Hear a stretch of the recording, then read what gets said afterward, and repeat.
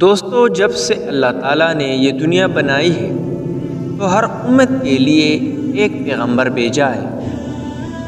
اسی طرح قوم ہود کے لیے اللہ تعالیٰ نے حضرت صالح علیہ السلام کو بھیجا۔ حضرت صالح علیہ السلام اللہ کی جانب سے بھیجے ہوئے نبی تھے۔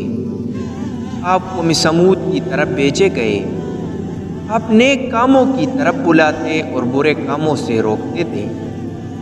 قوم سمود گناہوں میں مبتلا تھی۔ قوم سمود کے لوگ آپس میں ایک دوسرے پر ظلم کرتے تھے۔ صالح علیہ السلام نے اپنی قوم سے کہا کہ کیا تمہیں قوم عاد کے بارے میں معلوم نہیں ہے؟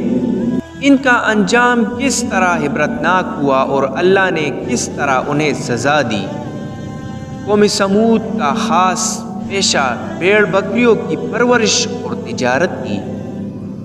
قوم سمود دولت سے مالا مال تھی اور جسمانی طور پر قوی بھی تھی۔ اس قوم کی اخلاقی حالت اچھی نہیں تھی۔ ذرا ذرا سی بات پر لڑ مرنے کے لیے تیار رہتے تھے۔ بے گناہ لوگوں کو قتل کرتے تھے، کمزوروں کا مال ہضم کرتے، کمزوروں پر ظلم ڈھاتے، بتوں کی پوجا کرتے۔ اس قوم کو راہ راست پر لانے کے لیے اللہ نے حضرت صالح علیہ السلام کو نبی بنا کر بھیجا۔ حضرت صالح علیہ السلام نے ان سے کہا، اے قوم، اللہ تعالیٰ کی بندگی کرو، ان کے سوا کوئی حقیقی معبود نہیں۔ اللہ نے مجھے پیغمبر بنا کر بھیجا ہے تاکہ تمہیں اللہ کے عذاب سے ڈراؤں۔ لوگ ان سے کہتے، ہمارے پاس دولت بھی ہے، قوت بھی ہے اور عزت بھی ہے۔ اگر اللہ تعالیٰ کو نبی بنانا منظور ہوتا تو ہم جیسوں کو نبی بناتا۔ اگر اللہ ہم سے ناراض ہوتا تو ہمارے کھیتوں کو اجاڑ دیتا، ہمیں رہنے کے لیے عالیشان مکانات نہیں دیتا۔ ہمارے پاس بے شمار اونٹ بکریاں ہیں، سواری کے لیے گھوڑے ہیں۔ یہ اس بات کی دلیل ہے کہ ہمارے بت ہم سے بہت خوش ہے، اسی لیے ہم ان کی پرستش کرتے ہیں۔ ہم یہ بات برداشت نہیں کر سکتے کہ تم ہمارے معبودوں کو برا بھلا کہو۔ ہمیں ان کی پرستش سے نہ روکو، ہم تو خوشحال ہیں، لیکن تمہاری بات ماننے والے مفلس اور غریب ہیں۔ تمہاری حالت بھی ایسی ہی ہے۔ اگر تم نبی ہو تو اس پر دلیل پیش کرو، کوئی معجزہ دکھاؤ، ہم دیکھنا چاہتے ہیں۔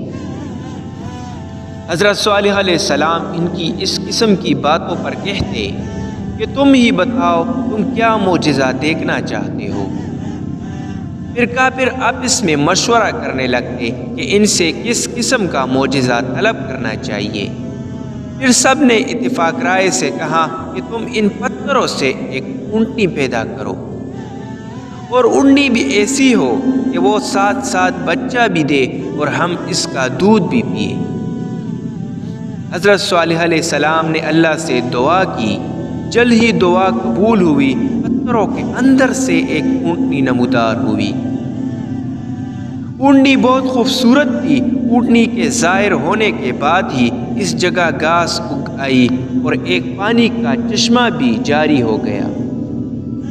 اونٹنی نے گھاس کھائی، چشمے سے پانی پیا، اسی ساحت کے اندر بچہ بھی جنا۔ اونٹنی دودھ بھی دینے لگی۔ کافروں نے جو یہ معجزہ طلب کیا تھا سب پورا ہوا۔ پھر حضرت صالح علیہ السلام نے اپنی قوم سے کہا کہ تم لوگ جو چاہتے تھے اللہ نے پورا کر دکھایا، کیا تم اب بھی اپنی ضد پر اڑے رہو گے؟ کافروں نے کہا کہ ہم ایمان نہیں لائیں گے، نہ آپ کی باتوں پر عمل کریں گے۔ کافر اونٹنی کو تنگ کرنے لگے۔ اونٹنی جب پیاس سے تڑپتی اور کنویں کے پاس جاتی تو اسے پانی پینے نہیں دیتے۔ بعد میں اونٹنی کو مارنے لگے، اس کا چلنا پھرنا دوبر کر دیا تھا۔ وہ اذیت کے مارے کراہتی رہتی، لیکن کافروں کو رحم نہیں آتا۔ حضرت صالح علیہ السلام ان سے کہتے کہ اونٹنی کو اذیت نہ پہنچاؤ، اسے چرنے دو، جہاں جانا چاہتی ہے جانے دو۔ وہ اگر پانی پینا چاہے تو اسے پیاسا نہ رکھو۔ ایک دن اونٹنی چشمے سے پانی پیے گی، دوسرے روز تم اور تمہارے جانور پیئیں گے۔ اس کے روزانہ کے معمول میں کوئی فرق نہ آنے دو۔ تم اللہ سے ڈرو تو اس کی عبادت کرو۔ تم جو کچھ کھاتے پیتے ہو وہ سب کچھ اللہ ہی دیتا ہے۔ یہ سب کچھ اسی کا کرم ہے، تمہارے بت تمہارے کوئی کام نہیں آتے۔ قوم سمود باز نہ آئی، نہ حضرت صالح علیہ السلام کی باتوں پر عمل کیا۔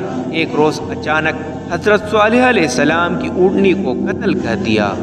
قتل کی خبر جب آپ کو ملی تو آپ صدمے سے نڈال ہو گئے، آپ کی آنکھوں سے آنسو جاری ہو گئے۔ پھر آپ نے اپنی قوم سے فرمایا، عنقریب تم پر اللہ کا غضب آنے والا ہے، تم اس غضب سے نہ بچ سکو گے۔ اس کے بعد ہی آسمان پر بادل گرجنے لگے، پھر بجلی چمکی، اس کڑک اور گرج کی آواز سے پوری قوم ہلاک ہو گئی۔ جو لوگ آپ پر ایمان لائے تھے اللہ نے انہیں بچا لیا۔ جو لوگ اس تباہی سے بچ گئے وہ عرب کے مختلف علاقوں میں آباد ہو گئے۔ قوم سمود کی تباہی و بربادی کے آثار حجاز اور شام کے درمیان سامان عبرت کے نشانات چھوڑ گئے۔ غزوہ تبوک کے بعد جب اسلامی لشکر تباہ شدہ آبادی سے گزر رہا تھا تو انہیں پانی کی ضرورت پڑ گئی۔ وہاں پانی کا ایک کنواں دیکھا۔ لشکر نے آٹا گوندنے کے لیے پانی لیا تو حضرت صلی اللہ علیہ وآلہ وسلم نے فرمایا کہ جس بستی میں اللہ نے اپنا عذاب نازل کیا اس جگہ کی کوئی چیز استعمال نہ کرو۔